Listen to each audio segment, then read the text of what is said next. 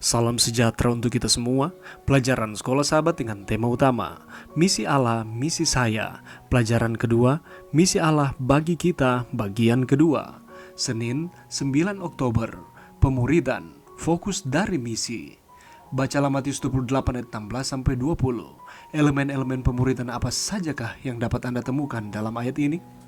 Matius 28 ayat 16-20 menyatakan tentang mandat kitab suci yang biasanya dikenal dengan istilah perintah agung, di mana di dalamnya Yesus memerintahkan pengikut-pengikutnya untuk pergi dan memuridkan orang-orang lain, mengajarkan mereka dalam iman, dan memasukkan mereka dalam perkumpulan. Komponen-komponen dasar dari Matius 28 ayat 16-20 bisa dilihat dari 4 aspek yang sederhana berikut ini. Yesus memerintahkan murid-muridnya pergi ke Galilea untuk bertemu dengannya. Yesus datang kepada mereka dan menyatakan otoritas dan kekuasaannya. Yesus kemudian mengutus murid-muridnya untuk melakukan satu tugas yang khusus, yaitu memuridkan. Dan yang terakhir, Yesus berjanji untuk menyertai murid-muridnya sampai kesudahan zaman. Pemuridan adalah fokus utama dari perintah agung itu, dan itu juga merupakan tugas utama dari misi. Secara literal, dalam bahasa asli Yunani, permulaan dari Matius 28 ayat 19 mengatakan, "Karena itu, pergilah, jadikanlah semua bangsa muridku." Ungkapan "karena itu" memberikan landasan bagi perintah tersebut berdasarkan apa yang baru saja disampaikan Yesus kepada mereka dalam Matius 28 ayat 18.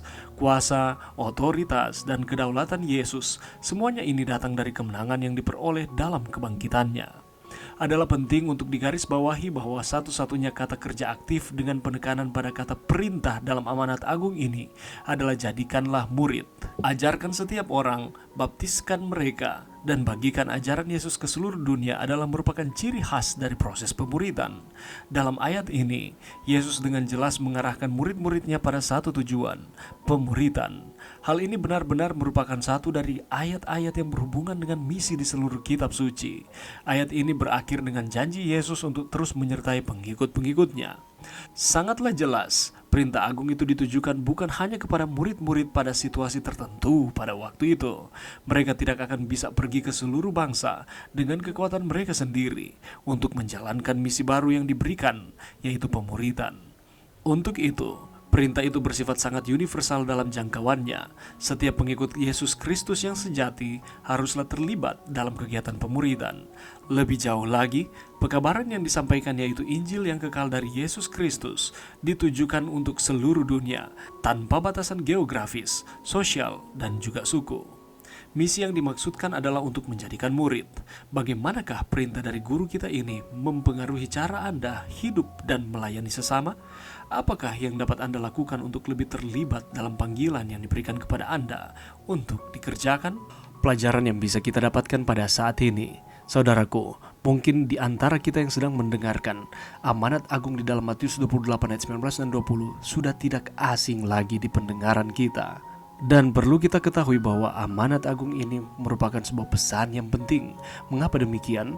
Karena ini merupakan perkataan terakhir Yesus sebelum ia naik ke sorga dan meninggalkan para murid.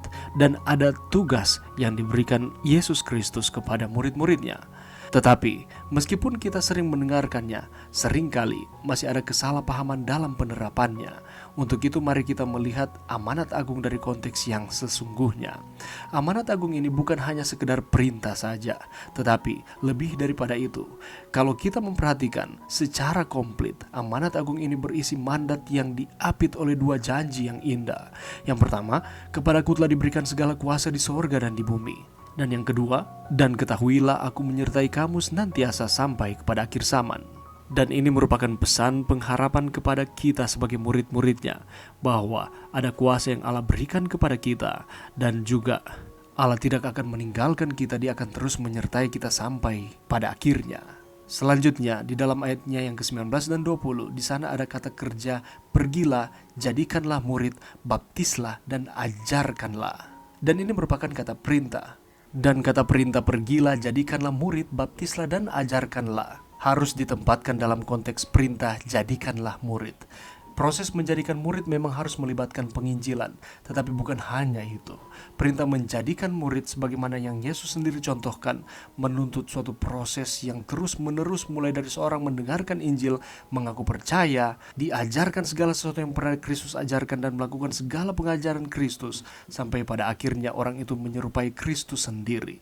Dan ini adalah suatu proses pemuridan yang utuh, yang terjadi secara kontinuitas atau berlangsung terus-menerus seumur hidup. Dan ketika sudah menjadikan murid, setelah itu baptiskanlah. Janganlah kita terbalik, kita baptis baru jadikanlah murid. Firman Tuhan di dalam Matius 28:19-20 dengan jelas menyatakan bahwa kita harus menjadikan murid. Harus ada proses untuk belajar Alkitab, belajar mengenai kebenaran-kebenaran firman. Dan setelah mengerti apa yang disampaikan oleh firman Tuhan, proses selanjutnya adalah baptiskanlah. Dan setelah dibaptis, di sana dikatakan ajarlah mereka melakukan segala sesuatu yang telah kuperintahkan kepadamu. Apakah perintah Tuhan? Yakni pergi dan jadikan murid, baptis dan ajarkanlah melakukan segala sesuatu yang Tuhan perintahkan. Dan ini harus berlangsung terus menerus. Dan Allah menyatakan bahwa Dia tidak akan pernah meninggalkan kita. Dia akan menyertai kita sampai pada akhir zaman. Dan sangatlah jelas bahwa perintah ini bukan hanya kepada murid-murid pada waktu itu, tetapi juga kepada kita yang mengaku sebagai pengikut Kristus. Mari kita menuruti perintah yang telah diberikan Allah kepada kita. Dan ini adalah misi Yesus Kristus.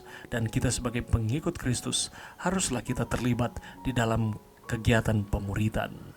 Mari kita terus setia kepada Tuhan di dalam setiap kehidupan kita sambil mengerjakan tanggung jawab yang dipercayakan Allah kepada masing-masing kita. Mari berdoa. Terima kasih Tuhan atas firman-Mu pada saat ini. Bantu kami Tuhan untuk kami dapat mempraktekkan Matius pasal 28 ayat 19 dan 20. Ini doa kami Tuhan di dalam nama Yesus. Amin.